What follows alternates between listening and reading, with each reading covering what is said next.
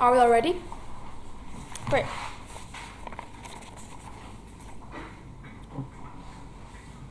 Perhaps it is true, panel, that 80% of these gurus can sell genuinely good products with their expertise. But given that we live in a capitalistic world with sectors oversaturated with products, that is clearly not the delta of this debate. The delta then of this debate exists within the 20% of those people who spent $200 because they thought a product from their favorite guru would change their lives, or the fact that they would buy a crypto course, for instance, that would make them a millionaire in 10 years. Those are the vulnerable actors that you should care about in this debate, and those are the actors that side proposition clearly defends. I'm going to run two arguments then for the proposition bench. First argument, why this creates very often a more pernicious type of advertising when it comes to these products, and second of all, why you get worse product qualities under their side of the house. But before that, some setup. Two things to say. First of all, on the characterization of these internet gurus, what content do they create? We think they often create, for example, reviews and express their opinions and critiques, for instance, on other products in their supposed fields of expertise. Note that, in nature, the products and services that they are going to sell are ones that are going to be advertised as ones that are going to improve people's lives significantly. This looks like, for example, right, how to make content, for instance, and a course on that, or crypto courses to make money, or skincare, for instance, and things like that. The common thread then, within all these instances, is that they want to help you, that they are so honest with their product reviews, for instance, and they're so fed up with the bad products that exist in the market that they want to create a new one. That is a narrative that they perpetuate on the days of the house. That is what you have to keep in mind this entire debate. Second of all, our burden is to say that this phenomenon should be opposed, meaning that we believe that this does more harm than good if there's more of it in the status quo. This also means that this is different from, for example, this house with ban motion. So they don't have just to prove that this is a valid alternative. Team opposition in this debate has to also prove why this is good and an active benefit towards the status quo, not just that this should exist as an alternative.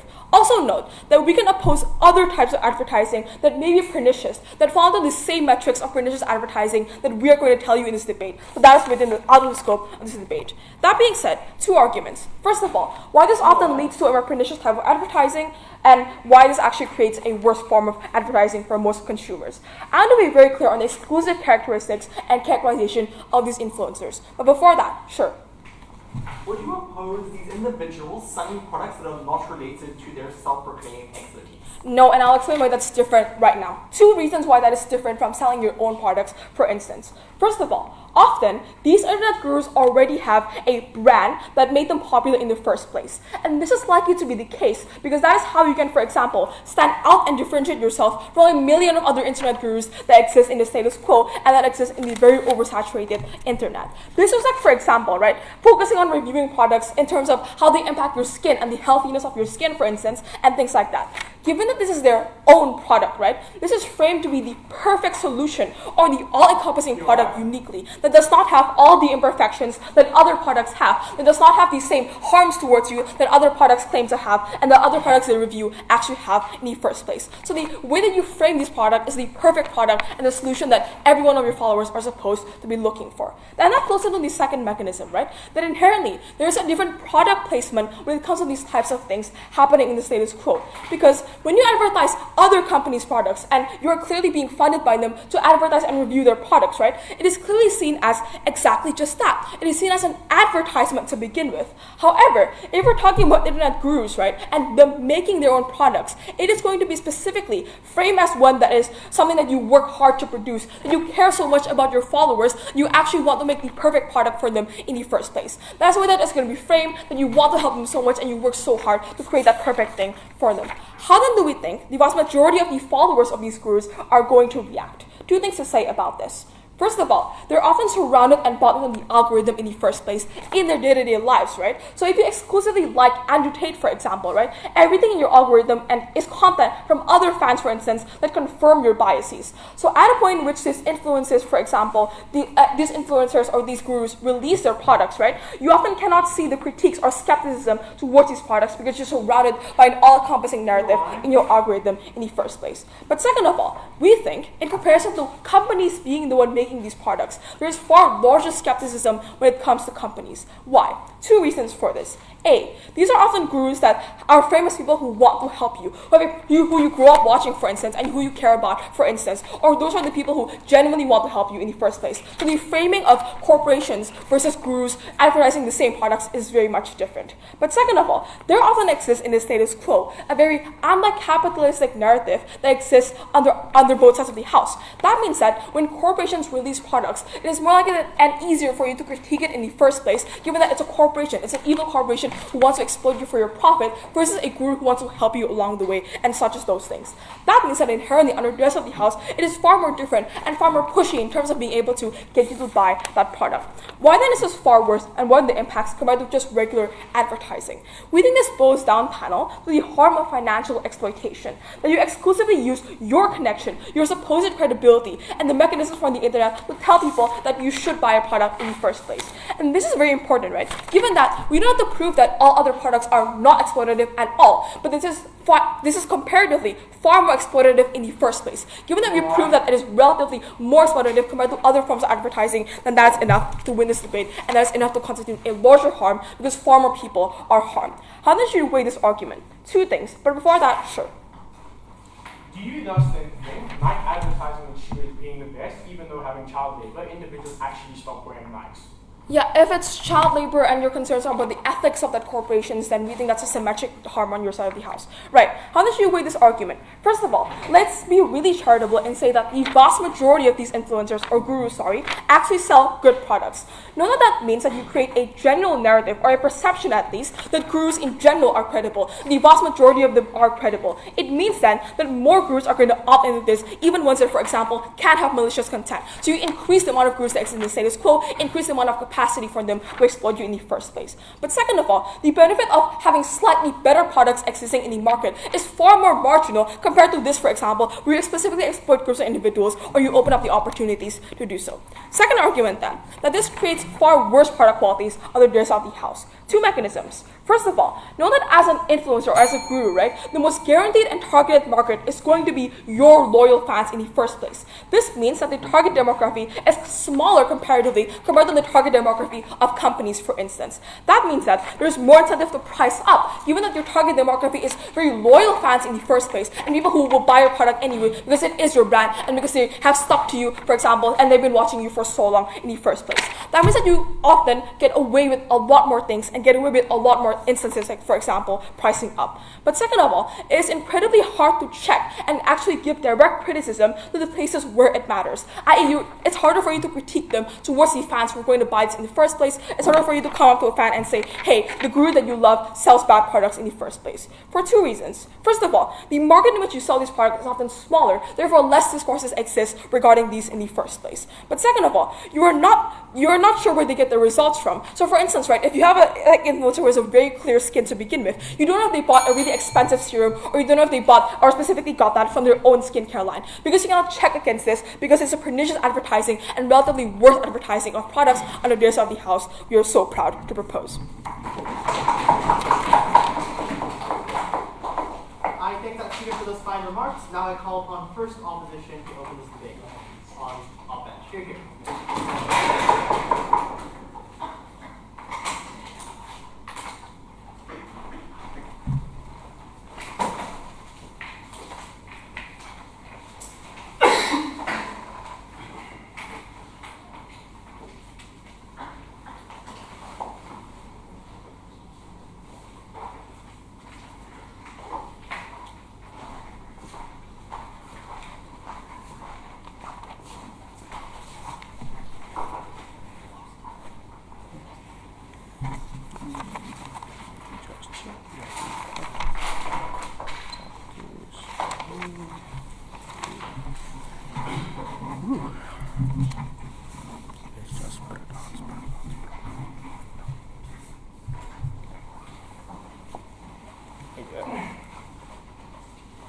I'll be starting in 3, 2, 1. Panel, the question that you should ask yourself is why they would be willing to sacrifice the 80% of the market that's good for the potential 20% that could be harmful. But secondly then, you need to ask yourself what exactly is the issue with today's debate? Because what they tell us is why advertisement is bad, why they tend to utilize communities and people's identity to ensure that people buy their products. They have an issue with advertisement. They don't have an issue with internet gurus. We think we have to make that distinction, but we also think they actually have to show us why this mechanism is something in which we ought propose. But before that, three things coming in my speech. Firstly, why we think that gurus should be able to sell products. Secondly, why we get a better quality of those products. And thirdly, in Frankie's speech, why we get a shift in narratives. But before that, let me engage with some refutations. Firstly, on the understanding of what the context is under which we ought to engage this debate.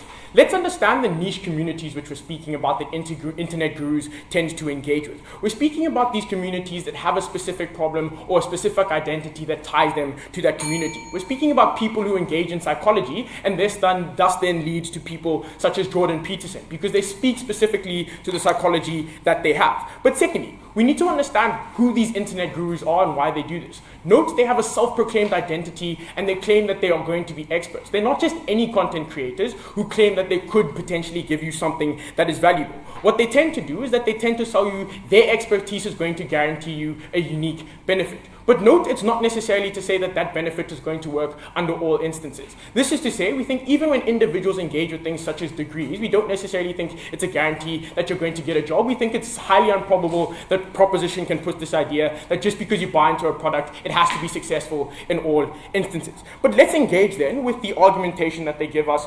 But let's understand this first. Firstly, let's understand their first and their second argument are exactly the same. They speak to why individuals shouldn't be able to be advertised to. So we think if I can show you that the advertisement isn't the biggest issue and they don't engage with the mechanism that's most important in today's debate, we think we win at the end of my rebuttal. But firstly, let's engage with this idea that they think confirmation bias is something in which we ought stop in all instances. Firstly, we just think that's impossible, panel. We think humans are humans and they're going to have a bias that's going to be engaged with. However, what we do think is important is to engage with why individuals make those choices. Note, when individuals make a choice that is beneficial to them and leads to them engaging with a community that supports them, that's something in which we ought to represent on the side of opposition. People should be able to buy into and choose the communities that benefit them. This is something in which we don't necessarily think is problematic. But secondly, on this idea that we're just going to have like predatory products. Three responses. Firstly, one, let's understand on the side of opposition, accountability still exists through regulation. We think it's the reason why individuals such as Andrew Tate were banned for directly exploiting individuals within society. Secondly, we think accountability is far greater on our side when accountability is able to exist through your users. Because we think something that becomes specifically unique when you're in a specific community is that individuals can engage and individuals can say whether that product is beneficial to the individuals on the ground. This is to say individuals within a community are able to ensure that they are engaging with the best products that are beneficial to them. If you're close to a community and tight-knit into a niche community, at the instance that those products fail you, we think there's a substantially far greater critique. But thirdly, we simply just think it's advertisement. Advertisement looks to ensure that individuals buy their products and they use certain psychologies. But then, lastly, we think this last idea of like groups of individuals are going to be exploited. Firstly, one, we think people just don't generally buy things that are overpriced and people don't have a limited amount of access on money.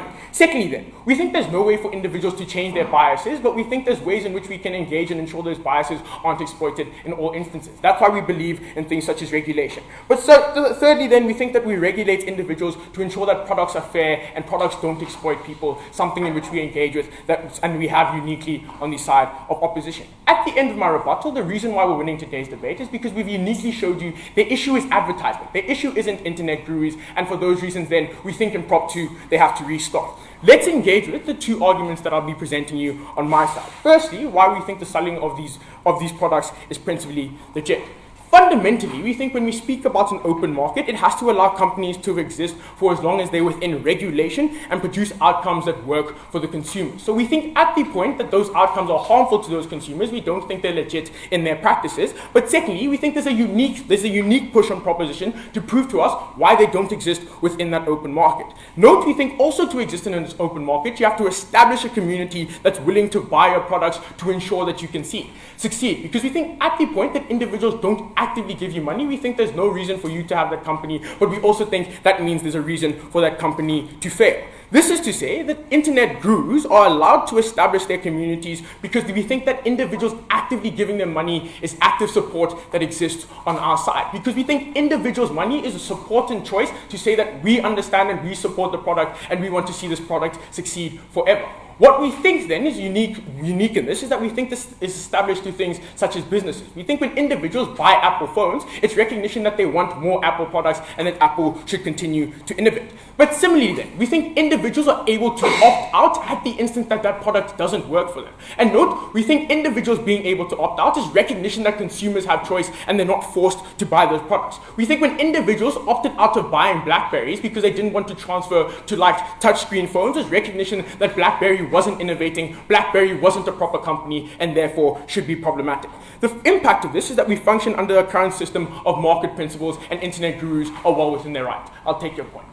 You can't regulate courses that people sell or content on Patreon, for instance. You also cannot stop loyal fans from buying overpriced products. How do you deal with that? So firstly, one, we think that there is regulations around how individuals market themselves to society, what exactly they can sell. But secondly, note, not all products are necessarily always going to have like deep regulations, but we think we can introduce and improve regulations on our side as problems continue to occur. We think it's the same thing as social media marketing that existed, that's been improving over time as individuals engage with it. Second argument, why we think we get a more engaging market which leads to quality products. Let's understand that internet gurus produce products which are unique to their community that they have cultivated. But moreover, that they have to guarantee the largest engagement by ensuring that individuals are buying to that unique identity. Because when individuals buy into that unique identity, we think it provides them with a community. It provides them with a common purpose, which allows them to say that they're engaging with each other because they want to benefit themselves. This looks like Jordan Peterson marketing himself to insecure men who want to understand the psychology behind why they're insecure and what solutions they can guarantee onto themselves.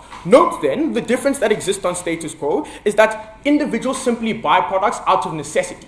Individuals buy products because they're forced upon them because of social norms and social issues, like individuals simply walking past an Apple store and feeling that they need an Apple phone because everyone else has them. Note that means we have poor engagement from that community because they don't speak to that product. They don't understand the product. So what we end up getting on the side of opposition is greater understanding to that product, but also greater purposeful use of that product because individuals are able to engage with that product and decide whether or not it's valuable to themselves. But moreover, we think they get more fulfillment when it fulfills a specific need that they are guaranteed and granted through that specific niche community. What is the impact here? The impact is, one, we get better fulfillment because individuals' actual purpose is being fulfilled substantially more on our side, but individuals are able to adversely critique the product in the instance that it doesn't guarantee that fulfillment. This is specifically unique to the side of opposition because individuals understand why they bought the product, why they engaged the product. The reason why opposition is winning today's debate, we understand how the open market works, but secondly, we understand that this debate isn't about advertisement. Thank you.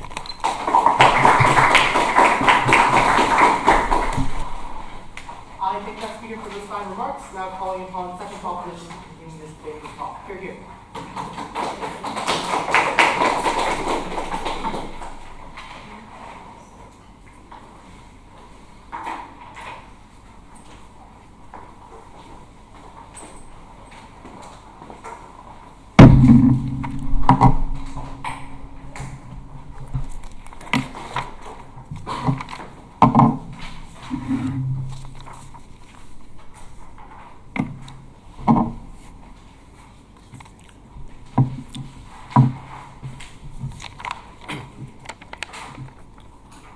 If one more person gets bad skin rashes due to bad quality products advertised by makeup gurus, if one more person invests their savings for the promise of getting rich through cryptocurrency courses that are exploitative, I wonder if their side would be as dismissive of this 20% if it was their side that falls into this trap. What we think exists under our side of the house and exists exclusively on theirs as a comparative is a unique harm that means people are exploited, and the fact that these internet gurus are able to exploit their own personalities and cultural personalities is something that we regret. I'm going to engage with the vast majority of their case by talking about what types of products are actually being sold in this debate, why accountability doesn't work, And lastly, I'm going to talk about why there's a lack of information. That means there's less choice and less balanced information that exists under their side of the house. Before that, I want to be very clear on the opposition burden push here.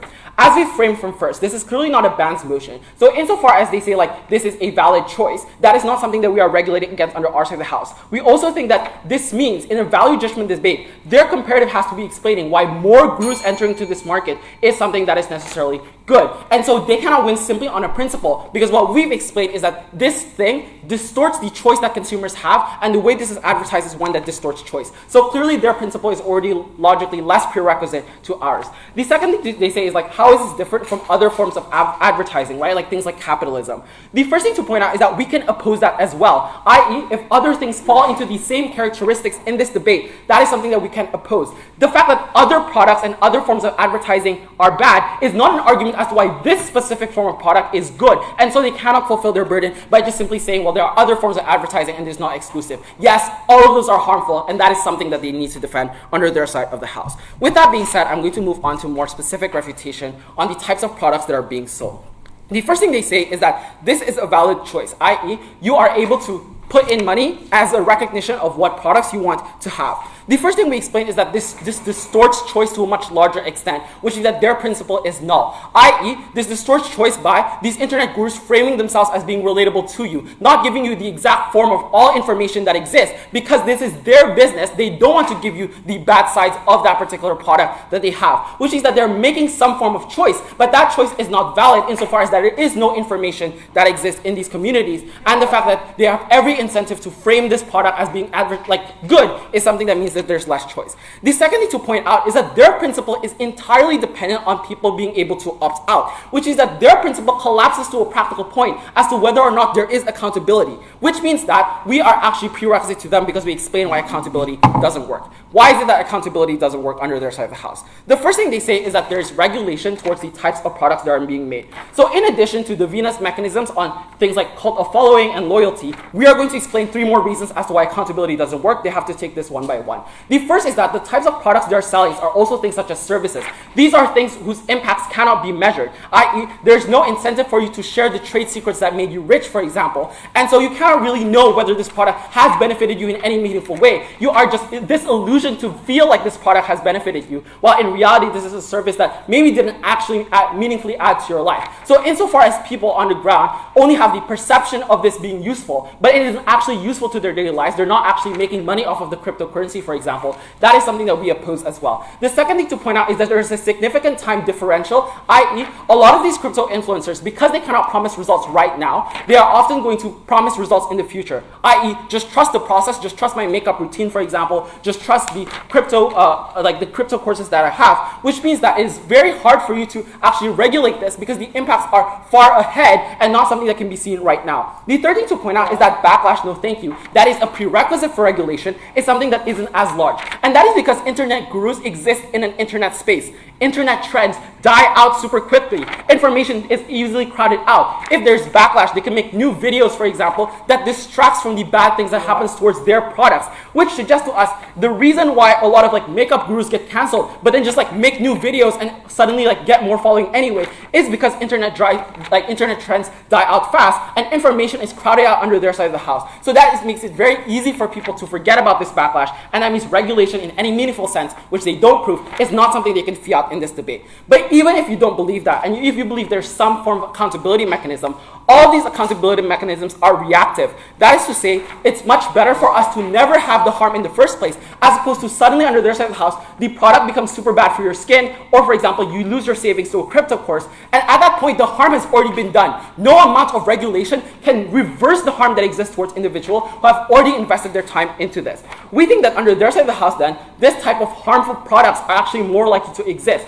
which is why, for 3 reasons. Firstly, because there's more likely no capacity for these individuals to actually make good quality products. These are smaller businesses who have often less capital. So if they're making a product routine, like a makeup line, for example, or a skincare line, oftentimes these are not tested for a lot of different skin types, but they have every incentive to market it to every single person as much as possible to get as much revenue, even though they have not tested it in that particular way. Second, that your business model forces you to do this. And this is why products can be exploitative by nature. That oftentimes there's a smaller base of consumers that you have compared to the larger companies that often have a bigger base and can have economies of scale, which means that you price high to cover the fixed cost of production that exists under their side of the house. Thirdly and finally, these internet gurus can also have pernicious incentives, i.e. crypto influencers who want people to buy their products, buy their tokens, to increase the value and then cash it out later. They say, well, the product doesn't have to be successful. Yes, it does, because people have already invested their lives into this, or they've invested significant amounts of investment for the promise that these people give,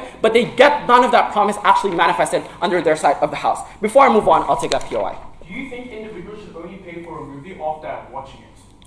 Yeah, I don't understand what that is, right? The problem is like you probably know what a movie is. The difference here is that this is advertised in a worse way, and these are products that are different from movies. So I don't think that is analogous in this particular scenario. Lastly and finally, I want to talk about whether or not they get better quality of product. So we already outframed initially at the start why most of their argumentation is null. That even if you focus on niche communities that exist, which they don't actually give examples of, that oftentimes these products are still harmful for their communities. Their arguments here is that these products can be like called out. That if you're part of a tight-knit community, you can improve this product over time and people are more likely to listen to you. But I think the opposite actually happens under their side of the house. If you have a cult following of Jordan Peterson, any person who goes up against Jordan Peterson, like every other fan is just going to go against him, right? Every fan of like a makeup YouTuber is just going to like backlash against you as well for criticizing the exact product that exists under their side of the house. So exactly because you're in a tight-knit community where everyone is forced to be together, right? And everyone is forced to have this sense of solidarity. That is where under their side of the house, any outlier who wants to speak out against these products are likely to be backlashed against and are unlikely to get the form of credibility that they deserve. The second thing to point out is that if their issue is specifically on niche products, we don't think internet gurus are a specific form of mechanism in order to achieve these products, i.e. a lot of smaller businesses exist that often cater to niche issues because they want to take a significant part of the market that is not touched by bigger corporations, for example. And we think that at least those companies are much better insofar as they have far more capital, insofar as they do not have the pernicious incentive, for example, to make more profit to a massive extent compared to under their side of the house, and insofar as they don't at least give you some more information that exists. Lastly and finally, why is there more information?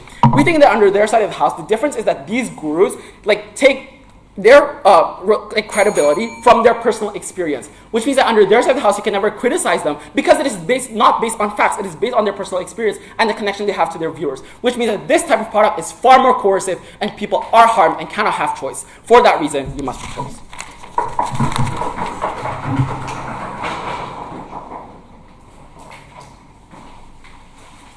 I thank that speaker for those final remarks. Now calling upon second opposition to continue. Hear, hear.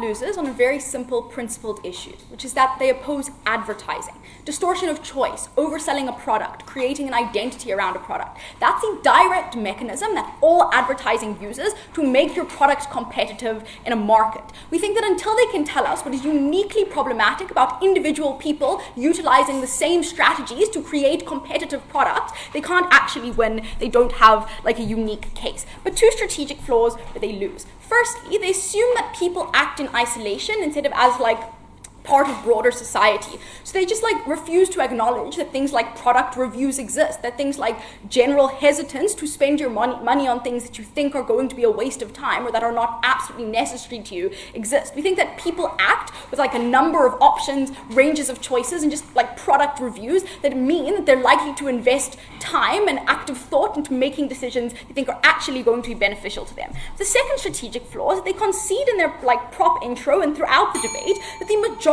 of these gurus are going to sell positive products. That's important because that's basically true for all of advertising and for all of companies ever, because you can buy supplements from an established corporation and it can still be a complete scam We think that at the point where they made their own burden more like harms than benefit, but they concede the vast majority of the time that you buy from an internet guru, you're going to get a positive product, you're going to get your money's worth, we think that they've just knifed their own burden. We think that like a range of products is necessarily how markets function. So it's a concession, their burden is simply fake. And at that point, we think that people can simply seek positive products. We think it operates like a normal market. That's something we've told you from the get-go. But two clashes that I'm going to look at before I speak to you about shifting narratives, entrepreneurship, and consumption of products. First clash on consumer experience of products, second clash on shifting how people make choices. Out of the first clash, they tell you firstly that the framing of a product is dishonest, i.e. gurus tell you this is the solution to all of your problems. We think, like, firstly, just face level, it's disingenuous to assume that consumers are functionally unable to engage with advertising and reject false advertising when that's something that Prop assumes they're capable to do in every other facet of consumption outside of internet gurus. We think they're capable of discerning what is like blatantly false. But secondly, we think that the advertising industry just does this with all products. Nike tells you this shoe is a solution to all your running problems. Apple tells you this phone will change your life. Coke tells you if you drink our drink, you're going to have a thriving social life. These lies are how advertising functionally works. We think that people have an understanding of that, and when they consume product and engage with advertising, that exists in their minds. But even if the premise of their argument was true, note two things. One, if all products are marketed to the extreme, that's still market balance, which is to say, if everybody's telling you this is a solution to your problems, you still view every product with the same level of like, oh wow, that's cool, or oh wow, that's a scam. But secondly, note that internet culture is far better at exposing lies than corporate culture is. There's an entire culture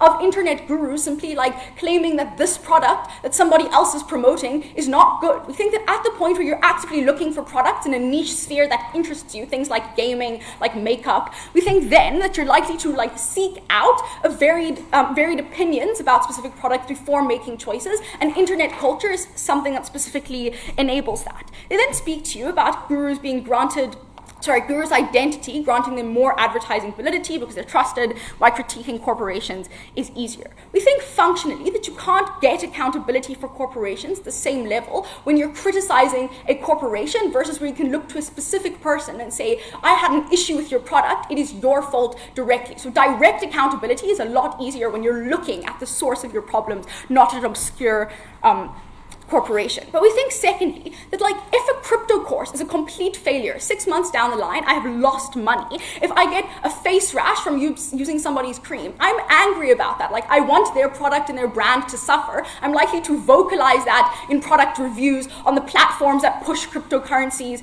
like cryptocurrency courses. We think that like consumers speak out when they're greatly dissatisfied with product because they want those brands that hurt them to suffer. That's something that exists in normal product advertising, something that exists on our side too. But secondly, we think that the gurus don't just sell one product and then disappear from like the sphere of advertising, creating products anyway. So if your product that you sell is a complete failure and it hurts people, that's really bad for your brand image. We think there's an active incentive for people to actually create positive products. Their whole like existence is to create products that help people so that they can create a brand that more people buy into. To get buy-in, we think they're incentivized to create positive products anyway. The last thing they tell us under this clash, you're going to get poor product quality because of fan loyalty. We think, panel, if that were true, it'll take them at their best. Sure, you're buying a poor product, you know it's a bad product, but you're loyal to this person. That's still something that we're completely fine with for two reasons. Because the way that fans, or just people consume products and buy things is part of crafting their identity. So if I want to buy a Pride shirt that is remarkably poorly made, lasts one wash and I never use it again, simply because I want to support a creator that is queer, simply because I want to show support for them because they push something that I value or they represent something that I value, that's a valid representation of my identity, and creating identity, the choices that I make as a consumer, it's something we support. But secondly, we think it's fine to just support content you enjoy. So if they create content you enjoy and you buy their product that's not great, simply as a show of support for the content separate from the product, that's also something that we support. We think it's like analogous to watching movies on streaming platforms that you pay for because you enjoy movies that come from a specific studio.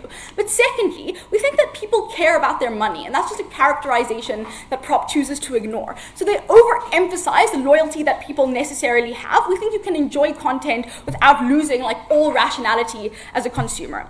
Second clash on shifting how people make choices. The only thing they say here is you increase the number of gurus doing this when they see success. We think that success is a sign that you're offering something that brings real value to people's lives. At the point where you're trying to replicate that, that's something we're fine with. But I'm going to speak to you moreover and respond to this point, speaking on a culture of entrepreneurship that we push. Cool, onto that argument. Before that, I'll take a point. Even if the incentives of gurus are good, what is their capacity to invest in things like product quality, such as makeup that is tested? Okay, thank you. Cool. We don't lose regulation on our side. If I want to create a makeup brand, I still have to follow the law panel. If I want to create food supplements, I have to go through the FDA in the US. We don't lose the ability to create quality products, but moreover, we don't lose the ability for markets to criticize bad products, which is to say, like, if I functionally can't make a good product because I don't have the funding and the market says, well, we don't want to buy this and my product fails. And that's unfortunate, but that's what'll happen. People won't just continue making remarkably poor quality products if they're not selling. But beyond that, shifting narratives of entrepreneurship, what this point proves is that we dismantle the culture of arrogant gatekeeping of entrepreneurship to promote a more accessible and accepting view of success. A couple things here. Firstly, just on validating effort over traditional paths to success. Because right now, entrepreneurship culture is a fairly inaccessible one. The dominant narrative is that you have to check boxes. You have to have a CV, you have to go to university, get a degree. But the existence of successful internet gurus necessarily disproves that expectation, sets some really positive precedents. It validates hard work by allowing them to succeed and granting them the agency to do so. It removes elitism and paths to knowledge. So we make knowledge and the precedent of entrepreneurship more accessible. But secondly, we value what these creators uniquely do to emphasize the value of a different entrepreneurship culture. We think it looks like providing knowledge for others to follow, like this is how I gained my followers, here's what you can do to do that too. Or providing directly accessible and visible opportunities, like James Charles starting a TV show for aspiring makeup artists with a huge monetary prize at the end, because he specifically values his opportunity to create something from nothing, and he's allowing that entrepreneurship culture to become more accessible to people. Thank you.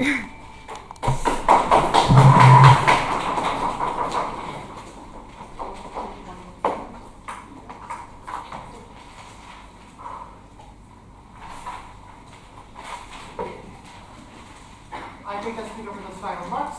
Now I call upon Proposition Whip to continue this debate. Here.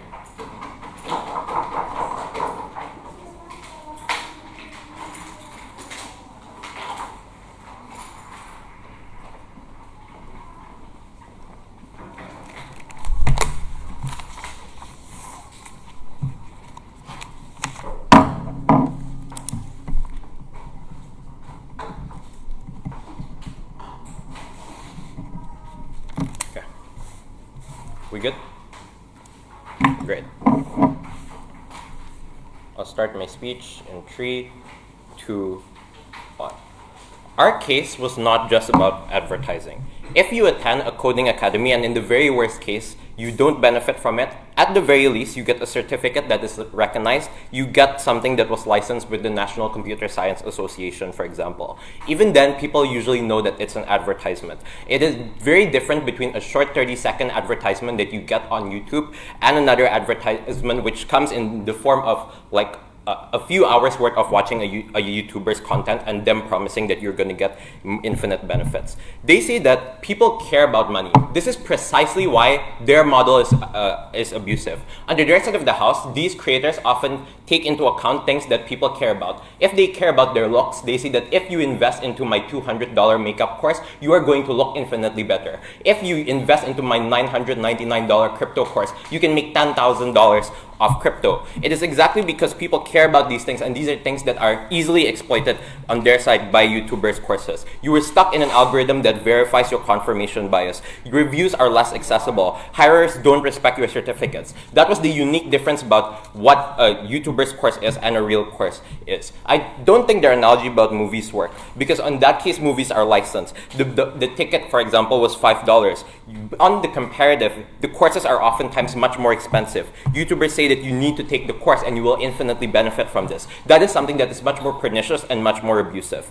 Before I move on to my two issues, I firstly just want to deal with the extension about entrepreneurship. The first thing I want to deal with here is that it is not always a good thing to begin with. Later in my class shows, I'll explain about why this type of entrepreneurship is particularly bad. But the second thing that I'd say is that this is not very exclusive towards it. I think being a YouTuber in and of itself is already something that is as entrepreneurship. And what you also have to note is that it takes a certain amount of budget to create your course, to create makeup, for example. So I would say that these people on either side of the house, if they really wanted to be entrepreneurs and make businesses, they would already have the capital for that. I'm going to talk about two broad issues. Firstly, were these products really that beneficial in the first place? Secondly, is this a dangerous business model? Before I move on, I'll take the POI. Would you stop indie creators from creating unlicensed movies and showing them at movie festivals? We don't think we would stop that, again, because the opportunity cost there for someone to watch that movie is $5, and it doesn't abuse like the feelings of the individuals, which I'll explain later and why this is a dangerous business model. Firstly, then, let's talk about whether the products and services were that beneficial in the first place. Their burden here was to prove why you can only get these benefits through these guru courses. And I think their only push here was to say that there are small communities which need this sort of help. For example, men with insecurity and like getting help from Jordan Peterson. I think the response here is quite intuitive. I want you to really think about it. How did these people persuade people to buy their course in the first place? It is likely that these people already made a blog or YouTube that like helped people in a lot of ways and benefited people in a lot of ways. What I don't think they have explained towards the end of this debate, and would be too late in third opposition, is why the course would be so beneficial. I think there are three reasons as to why the influencers are unlikely to make these courses beneficial in the first place. The first thing to say is that they only have so many cards to pull. Realistically, a YouTuber already uses a lot of their resources on creating vlogs and blogs that help people in the first place. I would say that under their side of the house, if they create these courses, I don't think that they have that many cards to pull. So even if they have more resources that they can share, oftentimes these are not that beneficial or not that big of a difference because they already share in the first place. The second thing to say is that they already have an incentive to gatekeep. If you are a YouTuber who prioritizes your cinematography or how good your videos are, if you're Johnny Harris, for example, you would not reveal every single secret that you have in order to create videos that are as good as you, because that was your unique selling point and that was what made you successful as a YouTuber in the first place. They have a massive incentive to not share all of these things to people in the first place, and this is still taking them at their very best case. But thirdly, in the worst cases, we told you and still went unresponded that these influencers have a lot of pernicious incentives. If you think about their decision-making calculus, they already probably made a lot of money from these YouTube videos in the first place. They're likely to have hundreds of thousands of views already. So it means that people already give them thousands and thousands of dollars of money. So how they initiated these courses in the first place is likely that they just wanted to make even more profit. I.e., they saw that there are people that keep on watching their videos and they thought that they could make an extra buck on them. As I mentioned, they probably do not have that many more benefits to share. So therefore, I think there is quite a big profit incentive here. Their response is that while you can have accountability and you can have regulations against things which are bad, the thing is the SEC cannot prosecute you for a course that did not benefit people. So it's very hard to get that in the first place. And because we told you that a lot of these skills are unquantifiable, which also went unresponded, like public speaking, for example, those are things that authorities cannot regulate against. So therefore, I think that there is a huge sense of there's a huge potential to be abused here. The weighing of this is quite simple. These 80% don't matter as much because we told you that they have alternatives. They have the same YouTube videos. Without this business model, for example, they're likely to put in more into their YouTube videos in the first place. That's why the 20% of people that lose $500 on a course and can't go back are much more vulnerable within this debate. And I'm going to go into that right now. Is this a dangerous business model? We said that this was inherently dangerous because gurus are unique in the sense that they have algorithms that confirm something that wasn't responded to, that they are hard to verify and it's hard to check their background. They say that there is accountability. But the first thing to say is that there is no way that every single person that creates one of these courses is an expert. Because as I would point out, there is a very low barrier of entry into this market in the first place. You do not have to license your course. You do not have to pass it through the SEC, for example. So therefore, anyone and literally everyone can make a course like that. What this means is that it is disgustingly easy for you to look like an expert on the internet. It means that you can use ChatGPT to create a script. It means that you can hire freelance script writers to to orchestrate your video in the first place. You can make videos look like an expert as long as you are confident on the camera. So what they suggest is that it is very hard for individuals to even believe or verify if these people are actually credible in the first place. The second to say is that it is hard to check if they're actually credible. You can't dig up if a person actually went to UPenn. You cannot check if they actually went into these conferences because that is something that is within their protected privacy. So it means it's very hard for you to even check and make sure that these individuals are even good people in the first place. The second thing that I want to talk about under this clash is that gurus are dangerous because algorithms confirm them. And this was something that was unresponded to. If you are a huge fan and a huge admirer of a person in the first place, it is very likely that you are unlikely to get a review that is bad against them in the first place. Even if you do not believe that, because the scale of these influencers are much smaller, we told you that their accountability mechanism about callback and pushback is something that is likely to be much smaller at the point where you have smaller reviews, a smaller scale of reviews. I.e., if there are only a few people, let's say in the hundreds of people that review and say that something was bad or good for them, you are unsure which review to believe because the data set is small and there's not an overwhelming consensus on whether this course was bad or not. The third thing to say is that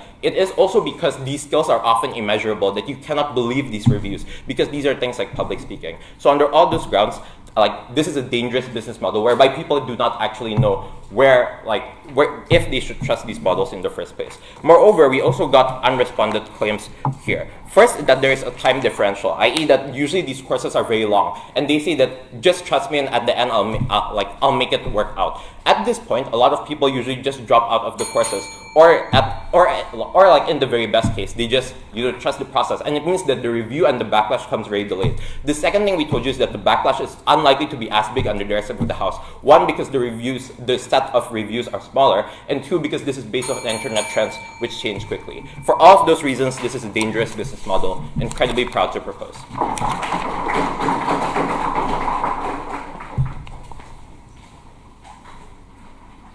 I thank that speaker for those fine remarks. Now calling upon the third opposition speaker to give the speech here.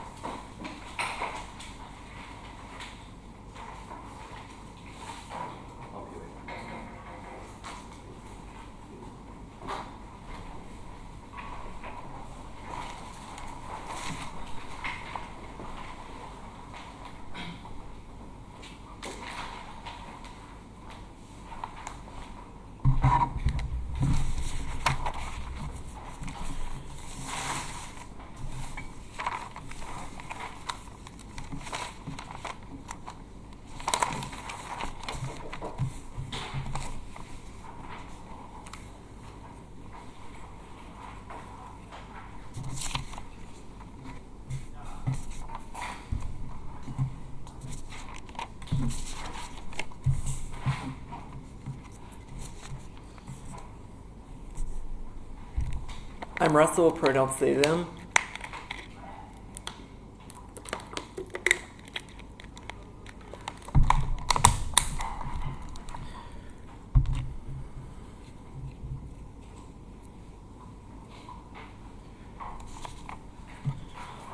We're a little confused the side proposition stance on advertising. When we asked them in a P1 if they oppose actively these individuals selling and advertising products that they aren't experts in, they said they don't oppose that. But in their second speech, they came up here and with their whole chest came and said, we are willing to oppose all forms of advertising. Note that was not something that was a part of this debate. They had to prove innately why there's a heightened burden on these individuals, these gurus, so why they are worse, why they are something that needs to uniquely be opposed compared to other advertising. People like Dove saying we're for all body types, trying to prove that they're inclusive, and preying on people's bodily insecurities, trying to say, look, we care for you, when in fact they are funding and promoting beauty standards of individuals that they have. Note, that's what they have to support. They can't just say there's a problem with capitalism that they oppose, because that would mean taking the harms of capitalism and not having capitalism on their chin.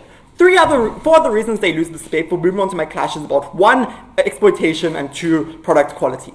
First of the 4, They didn't deal with our policy. Our policy was on regulation. We said we're willing to regulate in two ways. One, via products. Products are legally bound by things like FDA regulations, making sure you have quality that isn't going to literally poison someone. They can't have bad quality to that extent. Secondly, we told you actively able to stop predatory things. Andrew Tate's Tate University got banned because it was seen as something that was predatory and falsely trying to sell children information. That's to say those things that they say when they want saying people are stealing money and those Ponzi schemes they want to talk about, those are stealing, those are crimes we are willing to prosecute and they're outside. So they're losing on that already because their harms are doubled by our policy. Secondly, they're losing because of the POI we asked them on movies. Note, because to the extent where they don't say anything about that, that POI is in contradictory with their principle about actively needing to know what you're buying and why you're buying and not being actively coerced. They said, oh, it's okay because it's not a small opportunity cost. It's only $5, right? Firstly, products can't be only $5. They have to oppose people buying things that can be $5. Things like books only being $10. Protein shakes from these people only mean $5 to buy. Those are $5. Why is that uniquely an opportunity cost that they can't have on their side? But secondly, that's actively a problem. We think that's actively a problem because that will contradict their principle. You might not like that movie, but you're still watching, you're still paying for it. You might not like the product they're coming for, and you buy from these creators, but you're still actively paying for it. That's to say, it's not about whether or not you like it and you enjoy it, it's about when you buy it and whether or not you coerce. Note these are equally as coercive with their filming. Third reason they lose is just simple. The only case they have is that when the only real impact they have is on loyal fans buying. Because most people aren't irrational enough to buy an $1,000 bag like they want to suggest they are. That's to say, loyal fans were okay with them buying these products because these are people who have been consuming your content for years. People you've built a connection with, and people who, when you buy things from them, what you're doing is buying something because you say, I enjoyed you, this is me paying you back. And we're paying them back for content that you got for free. We're willing to accept that, and they're outside. Finally, they're losing because they haven't responded to our final argument. Our third argument was about shifting narratives around entrepreneurship and consumption. It's important they didn't respond to that because this isn't just about these people and these gurus. It's about people who want to start their own to have their own startup businesses. People who want to make videos online, want to sell content. We're giving them a platform away from the corporatization of the world, giving them a way to make their own money. They're not dealing with those individuals under their side. Note they've lost the debate for those four reasons. On the clashes then, on exploitation, we told you that selling products is principally legitimate for two reasons. One, because of the established community and brand name. The community is willing to buy from you, therefore it's a legitimate business. We also told you that consumers deserve this level of choice. They had three responses here. Firstly, that it distorts choice. Note this was the exact same response as their argument was. Secondly, that they also oppose other advertising. I dealt with that in my stance, or in my first speech, or first minute. Secondly, that they're just not experts, therefore they're lying to you. But that's the problem with capitalism. You can be not an expert, but still start up a business. That's not a problem in your instance. Actively, we think they have levels of expertise that come from experience. That's to say, they have to build up a fan base. That's a level of expertise in the experience you've done. But secondly, even if that wasn't the case, we're willing to check them. People for your jobs check if you went to university. We think other individuals have access to that. It's not as exclusionary as they say you can. You're able to look up, was this person in the graduating class of 2022 at UPenn? Note what did they tell us? They said on exploitation, a few things. One, this can be marked as perfect, therefore it's a problem. But fundamentally, that's actively can't prove that outcome. That's to say, if all of these products are marked as perfect, then none of them can be perfect. Not every product that is uniquely different can also be perfect then. So to the extent they want to say everyone is perfect, they cannot claim that benefit. Secondly, though, the critiques often come from other creators. That's to say, other creators want their own product success, so they're going to critique your product and find the flaws with it. Also, people have created their own content just around critiquing. There's YouTube channels that look at products and say why these are bad, why these aren't good quality products. We think that's an own accountability mechanism they have there. Secondly, they said it's going to be marketed just for you, therefore people will be exploited. Note that just proves why people will actively buy for that creator. We think that happens all the time. Look at Dove, what they did with the example I talked about of all body types. Notice something they have to disprove why they're willing to have other creators who aren't these gurus, people who are just creators studying their own products, like Logan Paul studying Prime. He's not a guru in energy drink industry, but he still wanted to sell it. They have to prove why those personalities aren't valid, but these ones are. Finally, then they used to try to prove this to say that content and algorithm was the same. And that means that all of these things mean you're going to have confirmation bias. But this was the only real mechanism they gave that was unique to this. Importantly, though, that's also just wrong. The biases and the algorithm comes in your name. So if you only search for people who are based around Andrew Tate, sure, you'll get Andrew Tate confirmation videos, but you also get Andrew Tate denial videos. That's to say the algorithm works both ways and is likely to show both ways. Then, note that deals with their point about people being coerced. On accountability in this point of exploitation there. They told us that companies are just really accountable because there are people who want to help you and they're framed as people who are going to care for you. But note if they're framed as people being want to care for and they're accountable, this is in contradiction with their analysis that says these creators are also people who care for you and want to help you. If they want to say that creators care for you and they're framed as being caring, they want to say companies are held accountable because they also care, they both are held accountable in that instance. Secondly, though, this is easy to criticize companies because you see them as evils. Wow, that's just a massive lie, guys. The NRA is literally causing school shootings all around the world in the US, but they haven't been banned and the Second Amendment still stands. That's to say you're unable to criticize companies that have a chokehold over governments, but you can do that with creators to the extent where their brand and their name is based on that product. Finally, though, these companies can tank that criticism. It's really easy for companies making billions of dollars to lose 5 consumers, whereas an individual who's only selling 100 products a year because that's their internet expertise, because they're on the internet, that's to say those individuals are able to tank that product more and tank that criticism. People are not able to. They're trying to say accountability didn't work on the outside for 3 reasons, but it's actually just 2. They said that services can be lied about and that there will be backlash against people who critique. On services being lied about, we think this is found out. Liver King was taking steroids and he was telling people just eat meat and you'll be as buff as me. We found when he was taking steroids, people stopped buying his products. Secondly, backlash against critiques. Notice the problem with all creator. Everybody backlash against people who they have fans with. There's icons everywhere. When Amber Heard and Johnny Depp went to court, there was backlash against Amber Heard fans, backlash against Johnny Depp fans. That's not something they can claim as unique to gurus in that instance. Note we're winning on their main point of exploitation. On their point about product quality, note we actively told you that we're better because we have unique communities. So the actual positive matter didn't really engage with. We said they have unique communities they build a brand around. You're able to identify yourself and express yourself with these things. They said it's not enough product quality because not enough resources is going to be a price hike. But note if there's a price hike and you're getting more money, then you actively have more resources to put into these products. They cannot claim both because if they want to have expensive products, they also have money to create good quality products. But secondly, though, on the predatory instinct, because they said they care for profits and small businesses. Understand this is also a small business. These are people who this is the business they built up with. They want to care about small business. They have to care about these gurus, and otherwise, small businesses will oftentimes use these very mechanisms of becoming gurus to advertise their products. They want what's best for people. If they want less exploitation, they have to side with side opposition. I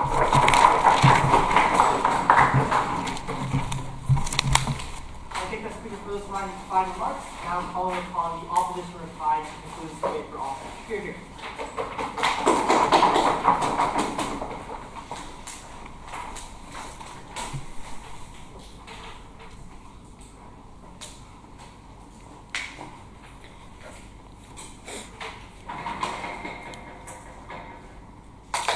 At the end of the debate, we still don't know what distinguishes the principled issue of selling an identity to someone as a corporation versus an independent person. There's nothing unique about internet gurus advertising on prop, and that failure to distinguish a unique harm from general advertising that they support is what costs them the debate. 3 strategic flaws where they lose. Firstly, they can't decide which part of internet guru advertising they actually oppose, because first they tell you it's emotional manipulation. In my speech, I spoke to you about Nike, about Apple, about Coke, and they dropped that. Then they speak to you about licensed creators. We asked them a POI about indie filmmakers, and they dropped that too. Then their final push of opposition is cost. We told you, throughout and in our O3 specifically, that cost just doesn't exist in this debate because the same range of cost and products exist in internet gurus versus in an established market, and it simply doesn't stand. So at the end, they don't actually have opposition on which to base their case. But secondly, they mischaracterize consumers and consumer options. We spoke to you about consumers being rational the vast majority of the time, but also having these same options in an internet guru market where they're exposed to a number of different people pushing their products forward the same way the traditional markets grant them those options, and they never responded to that. But thirdly and finally, and probably most importantly, is that they simply couldn't win from their first speech because their own burden that they gave themselves was to prove harm over benefit, and they tell you in every single intro of every single speech that they give you that the majority of products that people get are probably going to be exactly what they wanted. But 2 clashes that I'm going to unpack in this reply. Firstly, is this form of advertising uniquely exploitative? And secondly, on the value that consumers get from products. Under exploitation, they speak to you firstly about dishonesty. And we were very clear from the get-go panel, this is a core facet of advertising as a whole. So I think it's just a principal contradiction then that they're willing to support advertising, but it's also testament to consumers being smart. We spoke to you about consumers being able to discern absolute lies in advertising. It's something that they're expecting in all advertising, and it's something that Prop didn't respond to.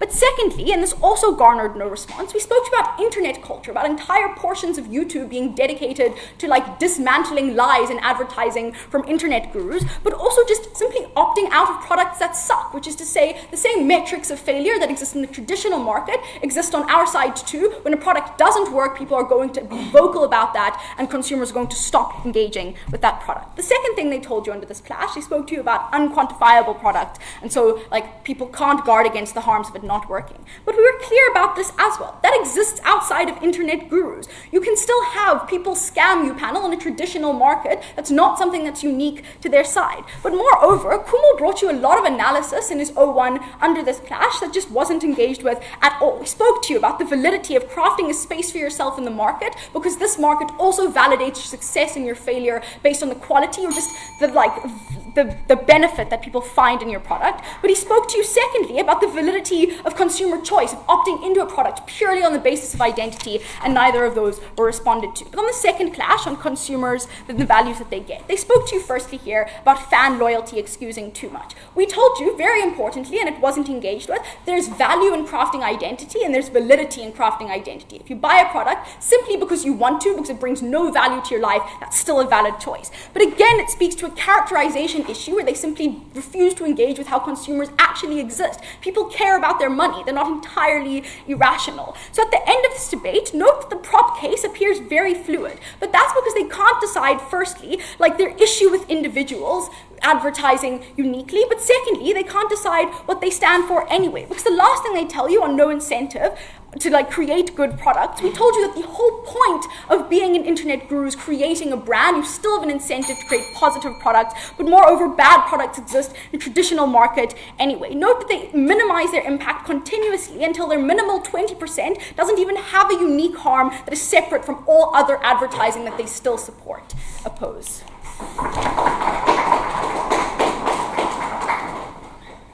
I thank that speaker for those final remarks and call upon the proposition reply to conclude the debate as a whole. Do you hear?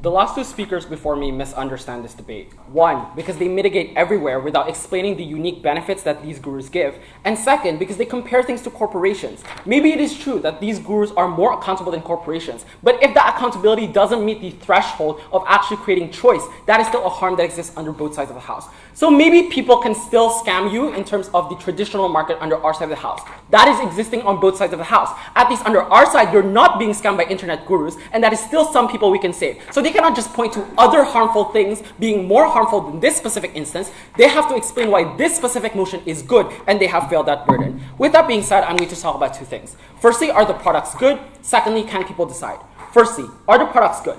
I think boiling down our nuanced case to just advertising is something that is, again, extremely uncharitable. We explain why the products are structurally made in order to be exploitative or something that doesn't give utility towards the people. Firstly, because of the business model of having a small consumer base. Secondly, because they have pernicious incentives. They don't want to show their trade secrets. They want you to buy your tokens, for example, so you can get more profit. But thirdly, that even if you have the best incentives, the capacity to invest into good quality products are smaller. Yes, they are not poisonous, but they are not beneficial to the people. There are still rashes, for example, that cannot be catered to by the FDA. And so either our harms are going to be true. Either you get really bad quality products under their side of the house, and means that people are investing to a much larger extent. What is the weighing of this? The first thing to point out is that this is an irreversible harm.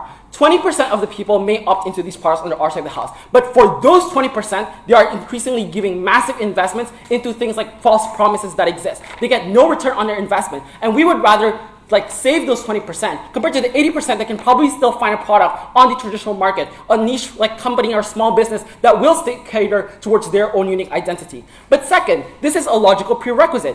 if we prove that products are structurally more likely to be bad, their accountability mechanism says that people won't buy these products anyway. If that is true, then there's no delta in this debate, and you should just rather oppose it as entirety and not have this accountability mechanism that is actually going to be something that is reactive, that once the harm has been done, people can then decide to opt out of it. That is not something that we want under our side of the house. So they can use all the rhetoric they want as to why advertising has the same harms, but we actually prove to you why people on the ground are actually much better and are safe. Secondly, I want to talk about whether people can decide. And here I want to take with their best case response to this, where they say, even if this is a bad quality product, you still need to form your identity, you still need to have some form of fulfillment. The first thing to point out is that down the bench, we explain why this is inexclusive, i.e. you can support them by watching their YouTube videos, that you can support other social businesses and create your own identity by buying from small businesses as opposed to internet gurus that are probably far more prevalent in the status quo. But secondly, their argument on fulfillment and creating identity is dependent on whether people can choose that identity rationally, which means that this argument also collapses to choice, i.e. if the fulfillment you get under your side of the house is an illusion, that over time you realize that this product is not beneficial for you, and the trade-off they take is money that could have been materially benefiting you in some way, that could have been invested into other things that give you more sustainable fulfillment, clearly we take over their idea of creating an identity and creating the sense of fulfillment. Which then leads me on to the idea of rationality. They give you two accountability mechanisms. The first is this idea that people care about their money.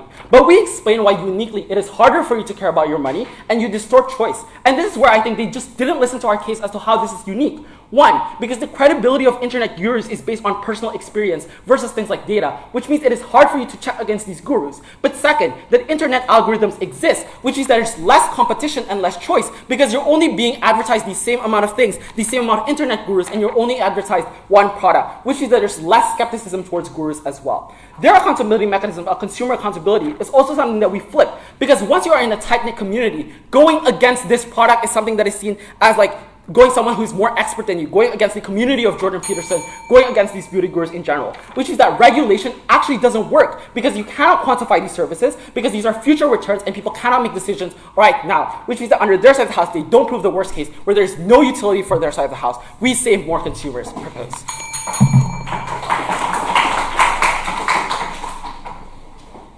Thank you very much, both teams, for that debate.